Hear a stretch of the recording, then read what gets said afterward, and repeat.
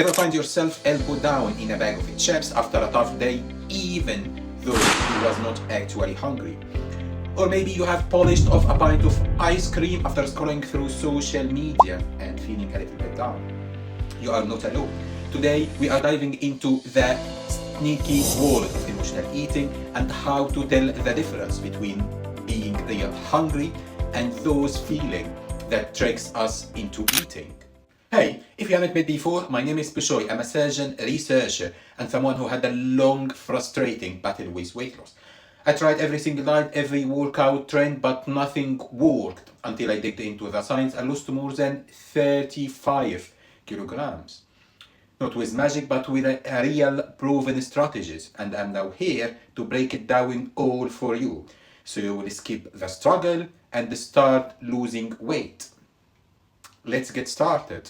So what is emotional eating? Emotional eating is using food to cope with the feeling instead of satisfying physical hunger. Think of it as using the food as a temporary fix for stress, sadness, boredom, or even happiness. It is super common. In fact, a meta-analysis shows that nearly 45% of people experience it. But it can lead to some serious problems if it became a habit. So the cycles usually start by a trigger. Something happens, you have a bad day at work, see something that upsets you, or even feel excited. Secondly, there is a craving. You suddenly crave something, some food, usually comfort food like pizza, chocolate, or chips. Then eating. You eat often quickly and mindlessly, followed by a sense of relief. You feel better for a moment. Then the guilt kicks in. Then repeat, and the cycle starts all over again. So how can you tell the difference between emotional hunger and physical hunger? It comes down to few main keys. First of all is the onset. Physical hunger creeps up gradually, a gentle rump or emptiness in your stomach. However, emotional hunger hits you suddenly, like a bullet out of the blue, demanding the food right now. Craving. When you are physically hungry, you are usually open to different types of food. Your body just needs a fuel. But emotional hunger is specific. You need that pizza, you need that chocolate or that ice cream. Also, mindset. With physical hunger, you eat mindfully and stop when you are full. Emotional hunger or emotional eating often feels mindless. You are eating quickly, perhaps even feeling out of control. Aftermath. Physical hunger leaves you satisfied and nourished. However, emotional hunger usually leaves you with guilt, shame, or disappointment.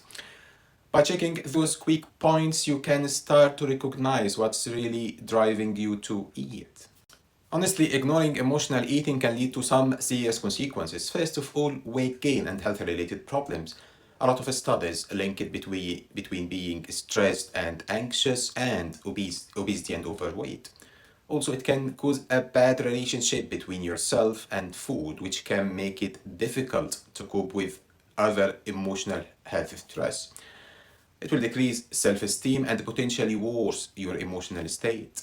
But don't worry, there is a hope. You can still get back control. First of all, identify the emotion before eat. Pause. Ask yourself what I'm really feeling now: bored, stressed, lonely. The second step is try to accept this emotion. It is okay to feel sad and it is okay to feel stressed, but don't try to push it away. Acknowledge it. Now I'm feeling anxious, now I'm feeling stressed. Then try to find non-food coping strategies. For example, if you are stressed, you can walk, listen to music, meditate. Are you feeling bored? Read, call a friend, start a hobby. If you are feeling sad, connect with someone you like, watch any video. Doing this can help you to go from the fact to use food as a way to get out of the stressful condition into another healthier way to cope with the stress. Honestly, it takes practice, but you can break the cycle of emotional eating. The goal is to build a healthier relationship with food and, more importantly, with your emotions. What non-food coping strategies are you going to use or try this week? Let me know in the comments below. And if you like this video, Please like, subscribe for more tips on healthy living, and thank you for watching.